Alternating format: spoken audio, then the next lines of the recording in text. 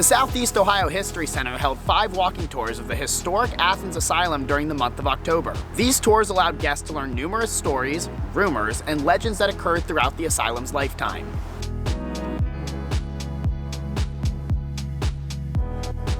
The October tours were led by tour guide George Ebert, who is an Athens Asylum advocate and longtime Appalachian behavioral health employee.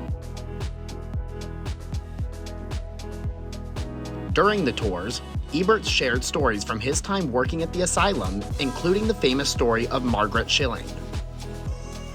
The tours lasted around 2 hours and covered the perimeter of the asylum grounds at the Ridges, located at 118 Ridges Circle. The tours also allowed guests to get up close to different cottages and even a cemetery on the asylum grounds. I think that the most interesting part about the whole tour was when we went behind one of the cottages and you saw where they were the secret hideout, the party kind of place. It just kind of shows that they are kind of like normal people and you're just wanting to have fun and have a good time, just like all of us.